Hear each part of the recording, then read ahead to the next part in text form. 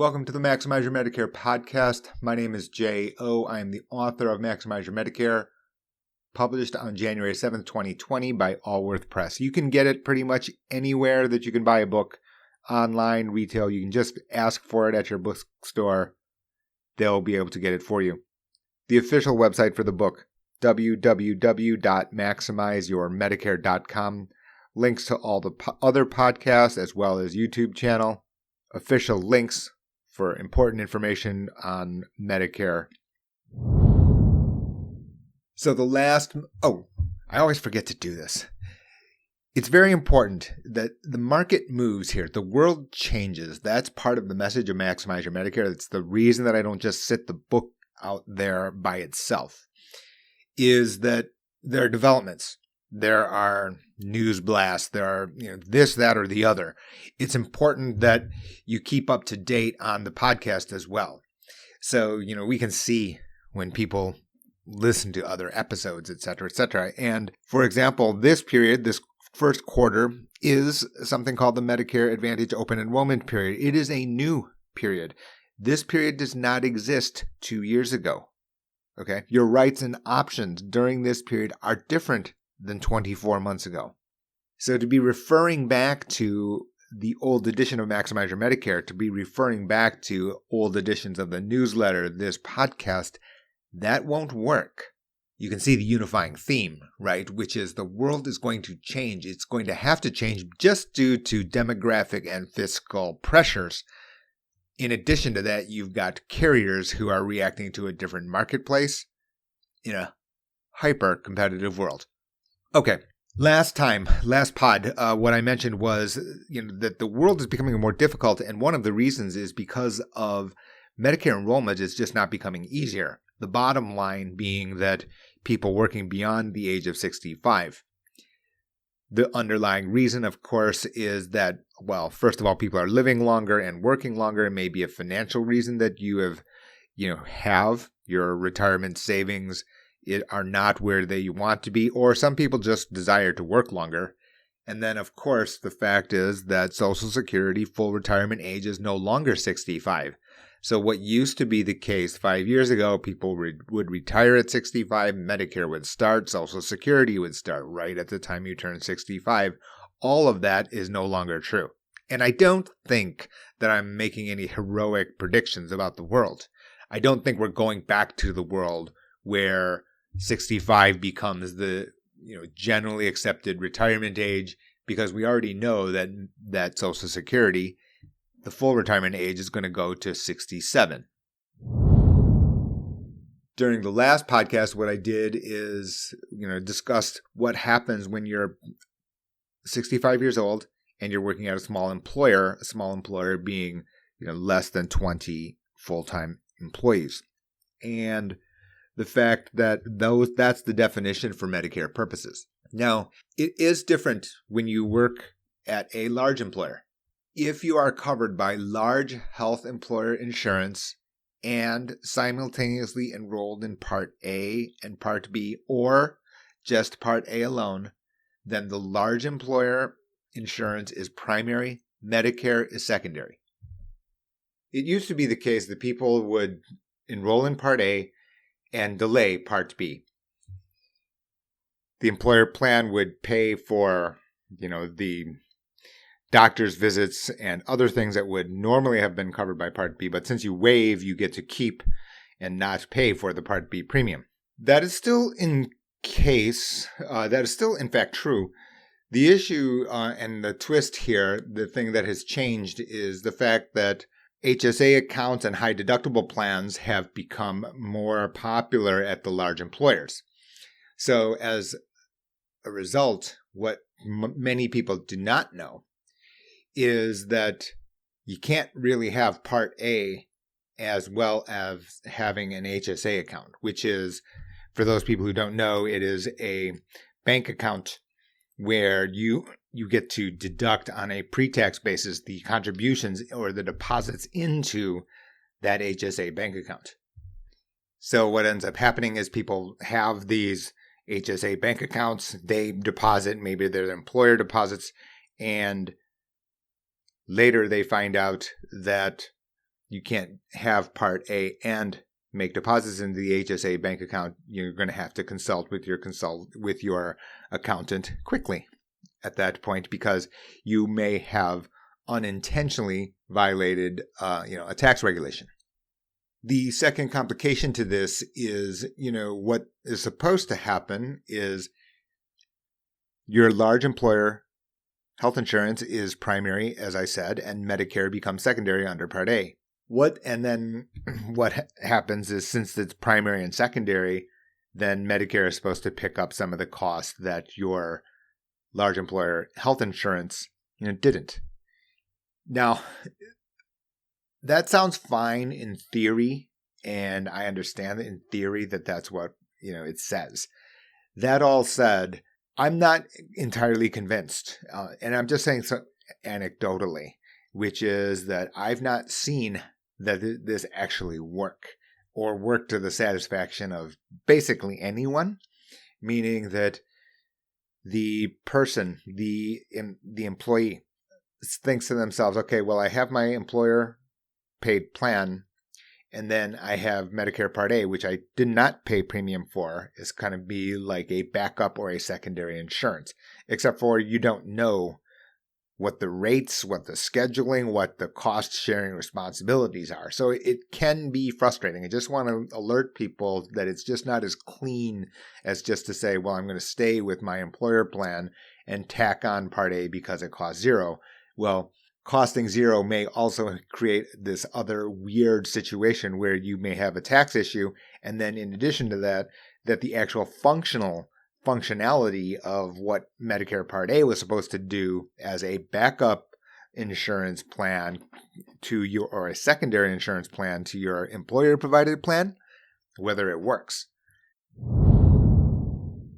The real issue here is the fact that actual comparing of your large employer health insurance benefit plan probably needs to be compared with the private Medicare market.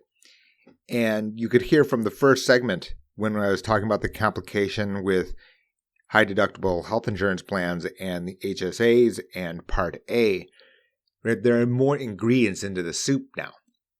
That has continued to be the case, and less obvious than the small employer plan, right? Under small employers, you can, if you've listened to the podcast, please do so. Basically, what the conclusion is the base case becomes quite clear, meaning that the sticker price of small employer health insurance plans is $1,500 plus, right? And at the low end, $900. Well, for most Americans, that is a price which is far higher than they would pay for Medicare in the private market. So you'd have to have some special domestic circumstances, and even that needs to be checked out. For example, if you are married, if you had adult children, under the age of 26, et cetera, that you needed to cover as dependents, those can be extenuating circumstances, other situations. Even then, you don't really have a conclusion until you actually work through the math of money in order to figure out what is most efficient for you, your household. For large employers, this is less obvious, and in a weird way, it is even trickier, because there's no real rule here about how much the employer is going to contribute and how much you have to contribute for employer-sponsored health insurance plans. In some cases, for example, under collective bargaining, where you are part of a union, for example, and you're now 66 years old, well, it may be that the collective bargaining has been to drive down your premium to very, very low rates, which can justify delaying enrolling in Medicare Part B and just staying with the large employer plan. That is very, very clearly the case. Or very, very is probably a bit strong. But what I'm saying is that the premium that you're responsible for under large employer group plans may be low enough in order for you want to stay with your employer provided plan. Now, you know what the benchmarks are, right? $144 and change for the Part B premium. You know where Medigap, Medicare Advantage, and Part D are. Quickly to review. Medicare Part D, which is a standalone prescription plan, right in the average of $25 to $35 a month is the practical reality. Medigap, for most persons, if right at turning 65, ranging in even for the highest quality plans, $100 is a good starting point if you're a female. $115 for a male 65 years old as a starting point, with far superior contracts than you will have under your large employer plan. Medicare Advantage can be $0 a month. Now you have to be enrolled in Part A and Part B, but does that exist? Yes. And I spoke quickly during that part to not get bogged down in the details. The point is that those are your context of price that can be compared to what you're responsible for under your large employer plan. For some of you, it's kind of back to the same conclusion as in if you worked for a small employer. So let's just say, for example, you are a single female, you are 65 years old, you work at a large employer, but your employer charges you $400 a month for your portion of the large employer health insurance. Now you can say, let's say you are a person who makes less than $7,000 a year. In that instance, right, you have the numbers. Medicare Part B, $144, Medigap, $100, prescription drug plan, $25 to $35, depending on your prescription list.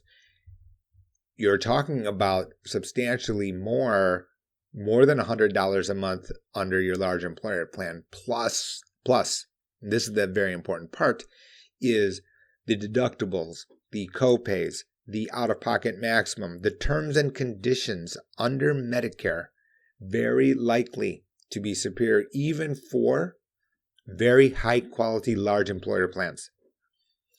Is there a shortcut? No.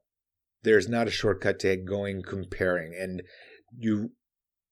part of the risk that I run by even, creating these podcasts is that sometimes somebody's going to pull their soundbite that they wanted to hear, pull it completely out of context, and then say, make a decision. I'm not suggesting that. Let's just be very, very clear. There's no shortcut to going through and actually comparing.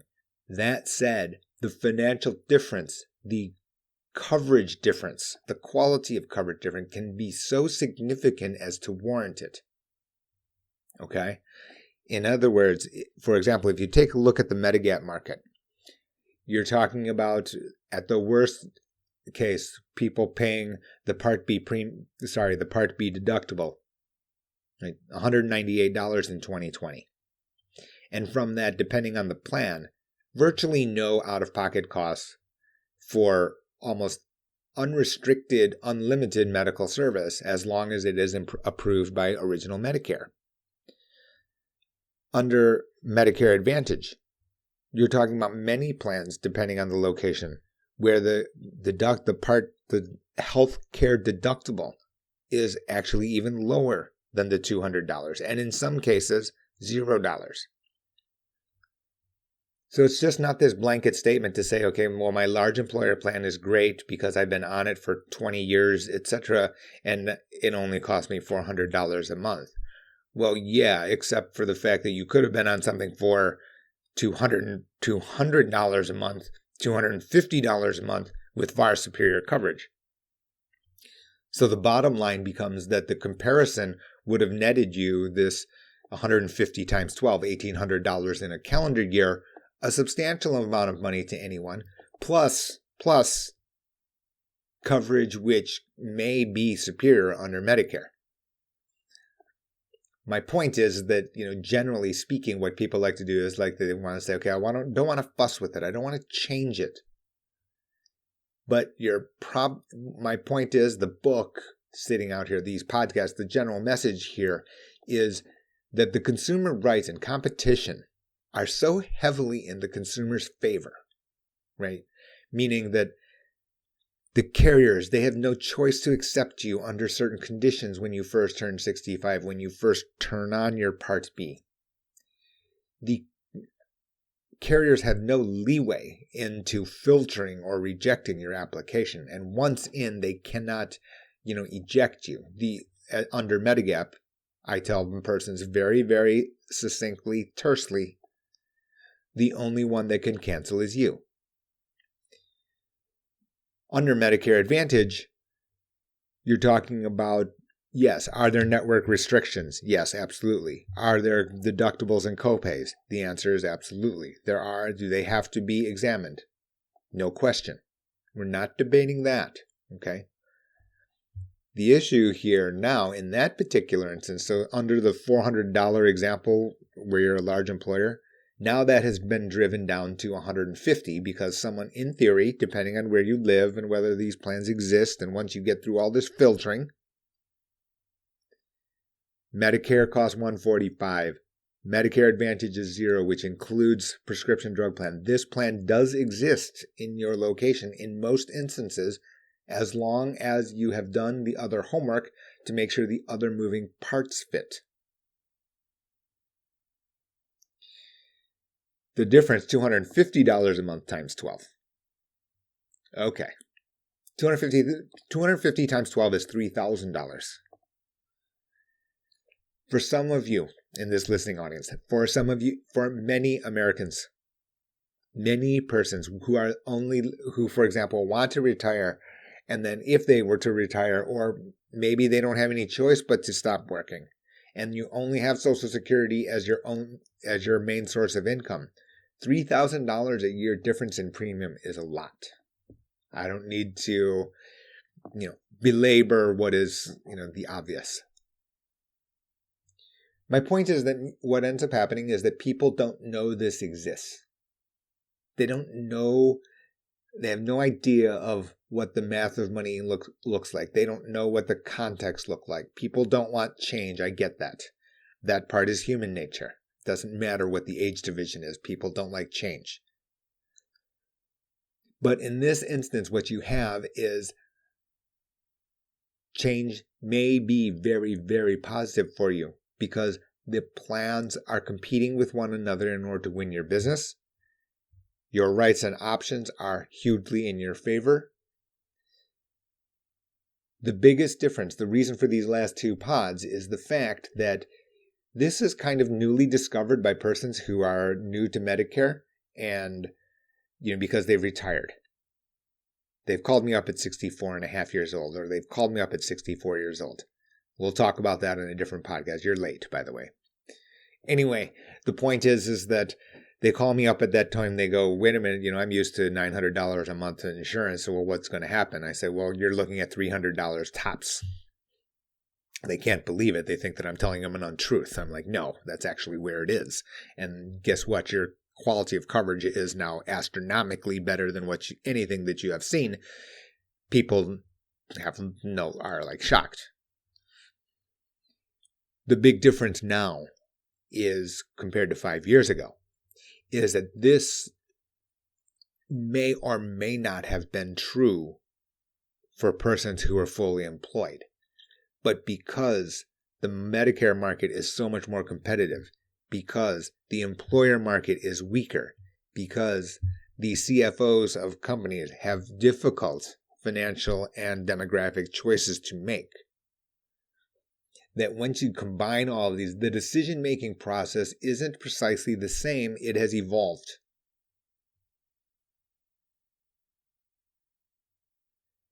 And the evolutions are worth it and can mean many thousands of dollars to persons if they understand that they're supposed to look. That's it for today. Next time, we're going to have a guest from the health care industry, a consultant.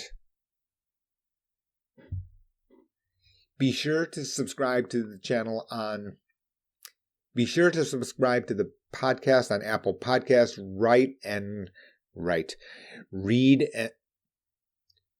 Be sure to subscribe to the podcast on Apple Podcasts. Leave a review. Recommend it to your friends. Too many people. Be sure to subscribe to this podcast on Apple Podcasts, TuneIn, Google Podcasts, anywhere you listen to podcasts. Leave us a review and be sure to give us a 5-star rating. I'm Jay. Speak with you next time.